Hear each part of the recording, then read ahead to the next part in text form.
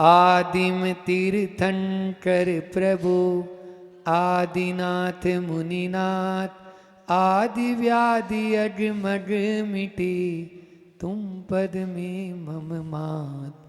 चरण शरण है आपके, तारण तरण जियाज, भवदधि तट तक ले चलो, करुणा कर जिन राज। बोली मंडी बामोरा के अतिशयकारी बड़े बाबा आदिम तीर्थंकर आदिनाथ भगवान की, मूलनायक 1008 श्री चंदा प्रभु भगवान की, संत शिरोमणि आचार्य गुरुवर विद्यासागर जी महामुनिराज की, परम पूज्य मुनि श्री 108 दुर्लभ सागर जी महाराज की, पूज्य मुनि श्री 108 निरंजन सागर जी महाराज की।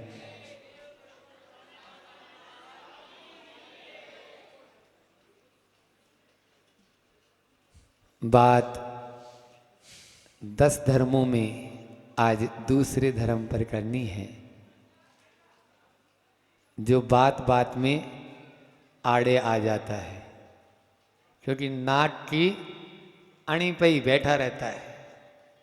हाँ, उस मान धर्म की बात करना। कल अपन ने उत्तम क्षमा धर्म की बात की थी। जैसे रोग कोई सा भी हो, हम उस रोग का उपचार करने के लिए तरह तरह की पद्धतियां अपना लेते हैं, वैसे ही धर्मों में 10 धर्म कहने को हैं, लेकिन जहाँ क्षमा है वहाँ ये सब विद्यमान रहेंगे, और जहाँ ये विद्यमान रहेंगे वहाँ क्षमा विद्यमान रहेगी। क्षमा फाउंडेशन है, क्षमा आधार है। जैसे व्रतों में अहिंसा व्रत होता है, अहिंसा के बिना आप अन्य कोई व्रत का पालन नहीं कर सकते हैं। वो 4 व्रत हैं, वो 4 उसी के सपोर्टेड हैं, उसी के साथ व्याप्ति है। आचार्य श्री व्याप्ति शब्द बोलते हैं। ऐसे ही क्षमा जहाँ पर रहेगा वहीं क्षमा धर्म, वहीं पर मान धर्म का पालन हो पाएगा, और मान को उत्तम मार्दव धर्म का पालन हो पाएगा, और मान को वही कम कर पाएगा। नहीं तो मान कम नहीं हो सकता है। जब तक क्षमा के भाव नहीं होंगे तो मान कहाँ से कम हो जाएगा, है ना। हम लोग प्रतिक्रमण करते हैं तो एक इंद्रिय से भी हाथ जोड़ के क्षमा याचना करते हैं। हाँ, संगी पंचेंद्रिय की बात नहीं कर रहा हूँ, इसलिए। और ऐसे नहीं अकड़ के बोल दें तत्समिच्छा में दुटड़म, है ना, ऐसे तो नहीं करेंगे। बिल्कुल विनयशील होके बोलना पड़ेगा। विनय जिसमें होगा उसी में मान गुण मार्दव, मृदुता भाव, मृदोर भाव मार्दवम। मृदुता का भाव जहाँ होगा, लोचता का लोचशीलता जहाँ होगी, विनयशीलता जहाँ होगी, वहीं मार्दव धर्म का पालन हो सकता है। चर्चा तो कर लेते हैं, 20-25 मिनट 30 मिनट अभी प्रवचन भी हम कर लेंगे, फिर महाराज जी भी कर लेंगे, उठेंगे, इस कान से सुनेंगे। इससे 2 दिए हैं अपन को। हाँ, और कपड़ों में जो लगेगी उनको झाड़ भी देंगे। ऐसे ऐसे कर लेते हैं थोड़ा सा, मतलब साथ में न चला जाए, गड़बड़ हो जाएगा ना। हाँ, हमारे यहाँ सुनने के साथ में गुनना भी है, उतारना भी है, तभी हम उस धर्म को अंगीकार कर पाएंगे। तो हमें सरलता अपनाना है। आचार्य समंत भद्र स्वामी ने एक शब्द आता है, मान तो अपन हो ही गया, फिर अहंकार, है ना। अहंकार, मान, घमंड, और एक होता है मद। सबका बाबा है वो तो, ठीक है ना। ये क्रम से बढ़ते हुए हैं। पहला है अहंकार, बात बात में मैंने किया, मैं ऐसा हूं, ये मेरा है, ये मैंने करवाया है, ये क्या है, यही तो अहंकार है। मैं कौन करता है? बकरी करती है। अब आप देख लो। तो इसलिए मान को कम करना है तो मैं को हटाना पड़ेगा, ठीक है ना। फिर अहंकार, ईगो, छोटा सा बच्चा भी होता है ना, वो भी। अब होता क्या है, समस्या एक है ना कि 2 ही होते हैं, एक लड़का एक लड़की। अब उनकी पूरी पूर्तियां होती रहती हैं, उनमें भी बचपन से ही अहंकार आ जाता है। पहले 3-4 होते थे तो ज़्यादा करता था, एक झापड़ मारती थी, माँ भी बोलती जा, जहाँ जाना है वहाँ जा तुम्हें। तो ये मान को कम करने में वो भी एक अपने लिए उपाय था, लेकिन वो उपाय अब ईगो को बढ़ाने में लग गया है। यही तो गो, ई को कर दो गो। ई का मतलब होता है शत्रुता, एनिमी, है ना। ई का मतलब होता है कोई भी अपना शत्रु न रहे। ई को गो करना पड़ेगा आपको, तभी आप विनयशील बन पाएंगे, तभी आप मान को धारण कर पाएंगे। जहाँ पर मान होता है वहाँ मार्दव रह नहीं सकता है। उस दिन जब चातुर्मास की स्थापना हुई थी तब भी हमने कुछ बोला था इसके विषय में। हाँ, तब भी बोला था, बोलो याद है? स्थापना के दिन उदाहरण भी दिया था, हमारे प्रशांत भैया को याद है। प्रशांत भैया बताएंगे, वो दांत वाला और जीभ वाला उदाहरण दिया था ना। दांत जो है वो अकड़े रहते हैं और जीभ लचीली रहती है, बाद में आती है। अपन फिर से याद कर लेते हैं, कोई ऐसा थोड़ी है अपना। तो जीभ जो है बाद में आती है और जीवन भर रहती है। याद आया? तो यही अकड़े रहोगे तो दांतों की तरह टूट जाओगे। अकड़ तो खास मुर्दे की पहचान है, जुटता वही है जिसमें जान है। समझ में आई? मुर्दा होता है ना, वो यूं ही रहेगा तो यूं ही रहेगा। तो इसलिए अपन को एक ही बात को बार बार सुनो। मैं भी वही सुनाऊंगा, महाराज भी वही सुनाएंगे, क्योंकि मान धर्म की बात है। दूसरा कहाँ से लाएंगे? दोनों को बोलना उत्तम मान धर्म पे ही है ना। तो जो बात मैं बोलूंगा वही बात तो इनके मुझसे सुनना है कि नहीं सुनना है, और वही आपको चैनल पे सुनना है शाम को फिर से वापस। इसलिए हमारे गुरु जी कहते हैं बहुत नहीं, बहुत बार पढ़ो। एक को ही 4 बार आप सुनेंगे तो आपको याद हो जाएगी वो चीज़। नहीं, दुर्लभ साई महाराज ने ऐसा कहा, नहीं सन्नान साई महाराज ने ऐसा कहा था, ये बात अपन को, इसलिए बार बार वही। तो चलो अब जल्दी स्पीड बढ़ाते हैं। तो समंत भद्र स्वामी, उन्होंने अहंकार हो गया, फिर मान हो गया, फिर उससे भी उसका बाबा घमंड, बिल्कुल हमेशा घमंड में चूर ही रहता है आदमी। और मद, जब इन तीनों के ऊपर पहुंच जाता है तो मद तो किसी की पूछो ही मत। और मद जहां आ गया वहां सम्यक दर्शन भी आपका चला जाता है। श्रद्धान ही नहीं रहा देव शास्त्र गुरु पर ही। तो ये 8 मदों की चर्चा की है आचार्य समंत भद्र स्वामी ने रत्नकर्ण श्रावकाचार्य में। उन मदों में एक होता है जाति का मद, एक होता है कुल का मद, एक पूजा मतलब पूजा ऐश्वर्य आदि सम्मान का मद जो होता है वो हो गया। फिर ज्ञान का मद, धन का मद, बल मद, तप मद, तप का भी मद होता है। ये 8 मद जो है ना, इन 8 मदों को छोड़ना है, तभी हम मान को कम कर पाएंगे। एक आध कहानी ले लेते हैं जिसके माध्यम से अपना समय भी हो जाएगा और फिर महाराज श्री जी को सुनना है, क्योंकि समय अपनी गति से बहुत तेजी से बढ़ रहा है। तो कुल का और जाति का मद, कुल और जाति, कुल जो है जिस कुल में हमने जन्म लिया है ना, और जिस जाति में जन्म लिया, 84 लाख जातियां होती है, अनादिकाल से उन जातियों में हम जन्म लेते हुए आ रहे हैं। तो कुल और जो जाति है ये शरीर आश्रित है। काय के आश्रित है? शरीर आश्रित है। और धर्म जो है वो आत्माश्रित है। बात धर्म की करना चाहते हो तो धर्म से करो ना, काय के लिए कुल और जाति के चक्कर में पड़ रहे हो? इसलिए कुल और जाति का मद हमें नहीं करना है। आचार्य पूज्यपाद स्वामी ने बहुत अच्छी कारिका कही, उसी कारिका का हिंदी अनुवाद यही है जो आपको बताया अभी मैंने, कि जाति और जो कुल है वो शरीर आश्रित है। इसलिए उनके चक्कर में ये आज जो पंथ भेद हो रहे हैं बार बार, है ना, तो उनके ऊपर भी उसका कारण भी यही है, क्योंकि वो जाति और कुल के चक्कर में, वाल होती ना, वाल खड़ी हो गई, ये खंडेलवाल, ये पोरवाल, ये बगेरवाल, ये वाल, तो ये वाल,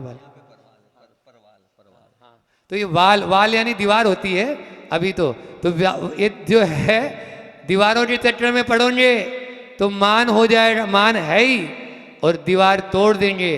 अंतर इतना ही है कि पहले हम दीवारों के मध्य में रहते थे, अब हमारे मध्य दीवारें खड़ी हो गई है।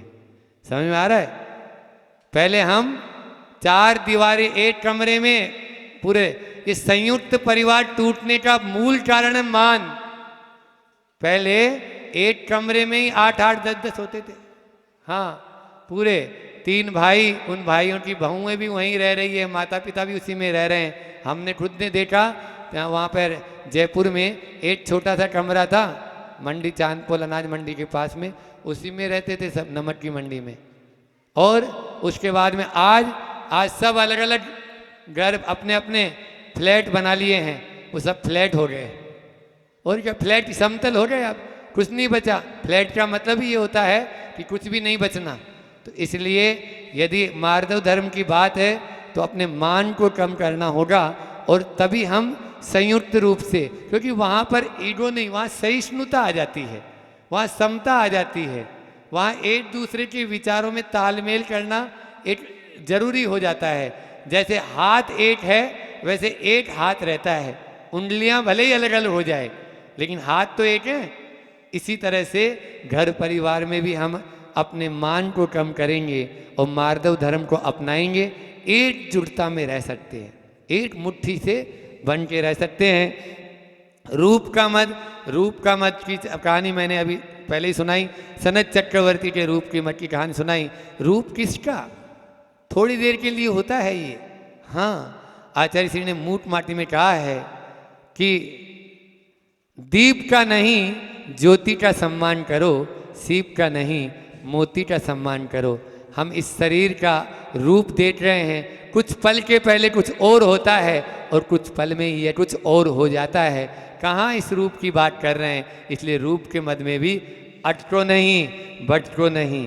फिर उसके बाद में ज्ञान का मद, थोड़ा सा ज्ञान पा लेते हैं तो हम अपने आप में उछलने लगते हैं। वो थोड़ा सा होता है इसलिए उछलता है। मैंने अभी बोला था यहाँ पर उस दिन अभिषेक ज्ञानोपयोग के दिन, अध चल घगरी छलकत जाए, आधा जल होता है इसलिए वो छलकता हुआ जाता है।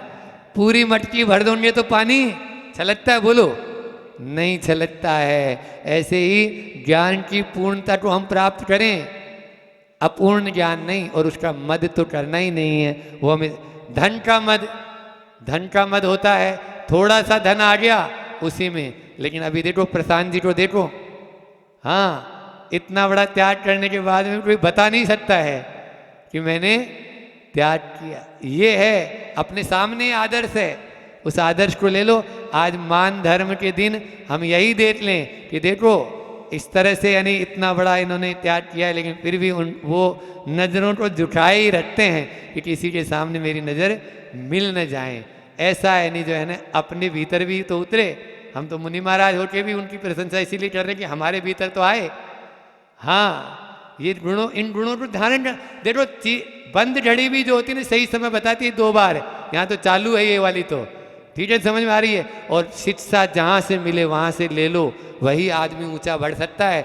ऐसा मत मान लेना कि नहीं वो तो महाव्रती है और ये तो आप मान लीजिए व्रती नहीं है।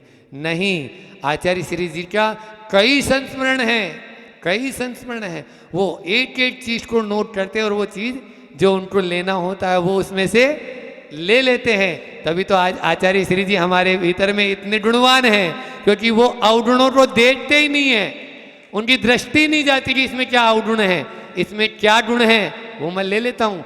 अपन लोग अवगुण ही देखते रहते हैं सामने वाले के, तो अवगुण ही आएंगे अपने अंदर भी, ठीक है ना। ये दृष्टि अपन को लेना है अपने गुरुजी से और सामने वाले से, ठीक है। तो धन का मत का बताते हैं।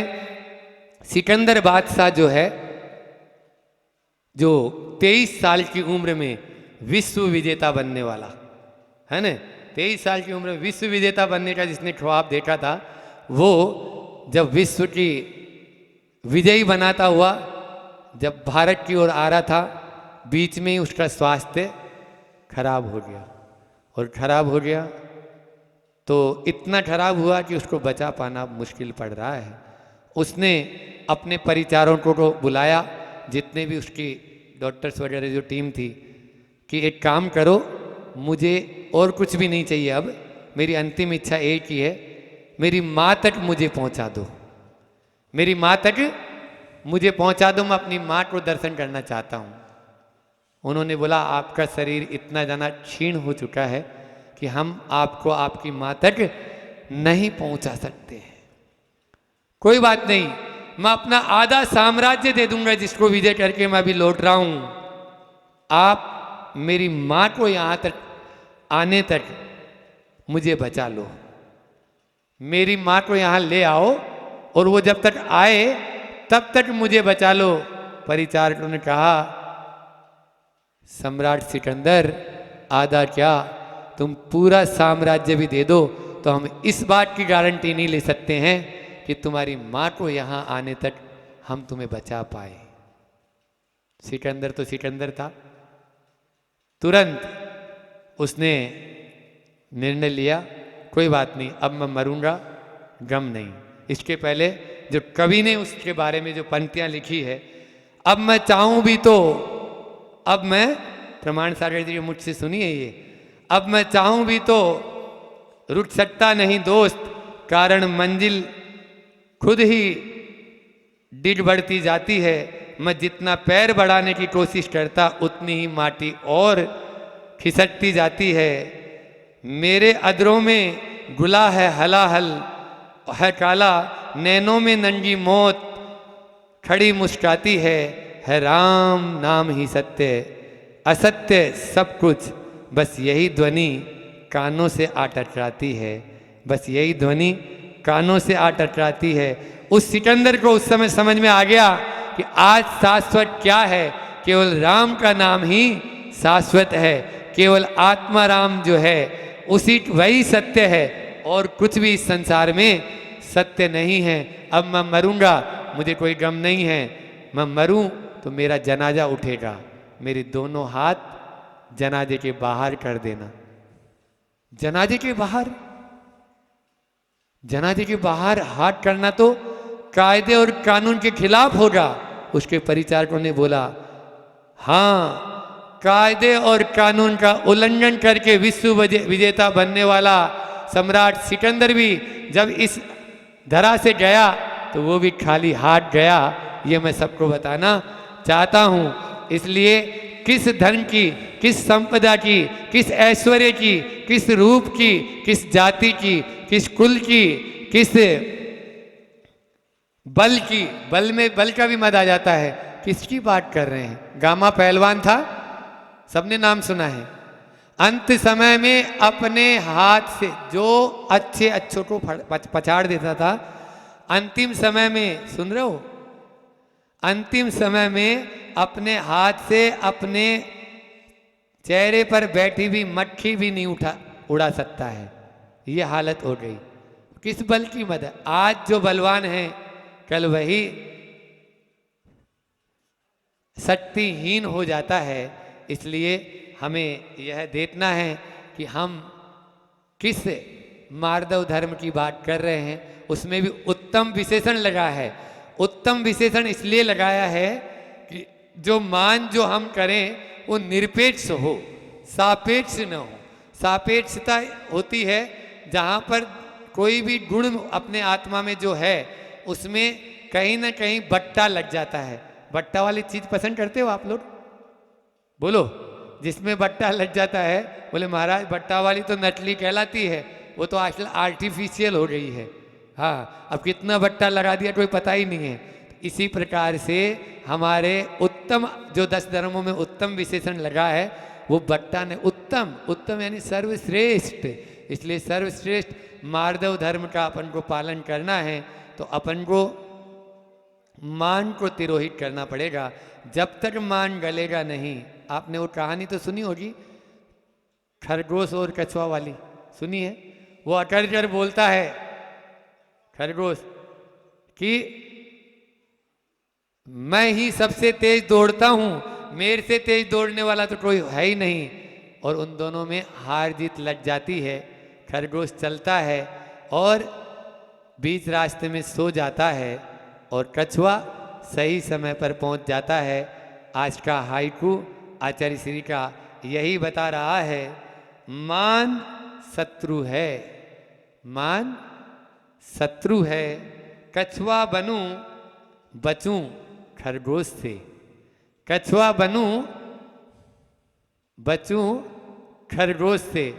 एक और होता है यहाँ पर दो, एक अर्थ अभी तुरंत चिंतन में आया कि जो खरगोश होता है ना, वो अपने सारे अंडों को सिमेट लेता है, संकुचित कर लेता है, कोई मुझे देख ना ले।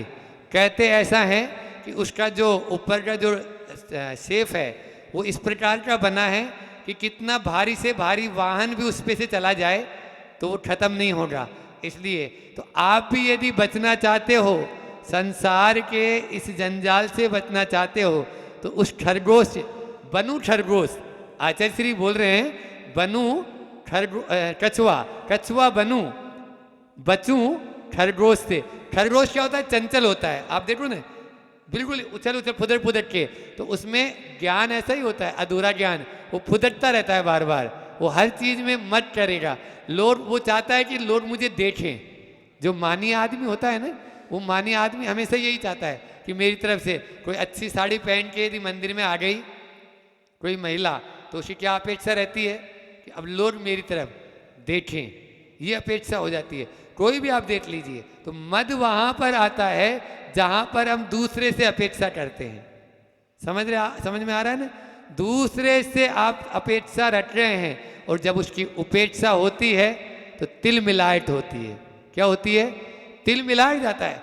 मान लीजिए कोई का यदि यहाँ पर अपेक्षा रखा हो किसी ने कि मुझे ऐसा होगा, वहाँ चाहूँगा, तो वो पहले, जैसे आप मान लीजिए दिल्ली जाना है आपको अपने दोस्त के पास में, और दिल्ली जा रहे हैं, और वहाँ पर वो सम्मान के लिए आपने सोचा था कि मैंने उसका इतना मंडी बामोरा में आया था तब मैंने खूब सम्मान किया था, तो अब मैं भी बम्बई दिल्ली जाऊँगा तो मेरा भी सम्मान खूब होगा।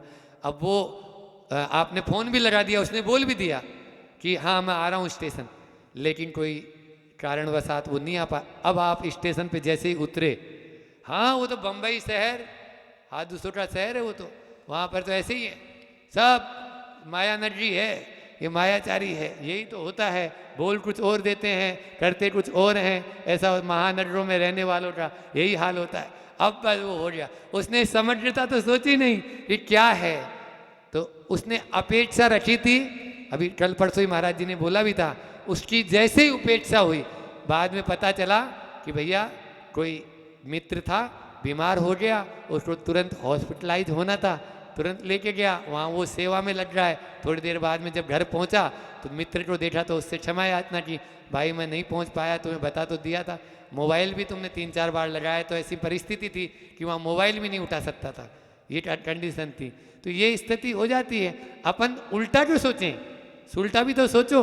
तो आज मान के दिन हम यही संकल्प ले लें, कल जैसे मंत्र दिया था, आज का मंत्र यही है, मान को कम करना है तो हम अपेक्षा न रखें, उपेक्षा तभी होती है। इसलिए अपेक्षा कभी नहीं रखेंगे। इसी भावना के साथ में मैं अपनी वाणी को विराम देता हूँ, और आप सबकी ओर से, मैं अपनी ओर से पूज्य महाराज श्री चरणों में नमोस्तु निवेदित करते हुए प्रार्थना करता हूँ कि अपनी अमृतमयी देशना से हम सबको कृतार्थ करें। बोलिए अहिंसा परमो धर्म की।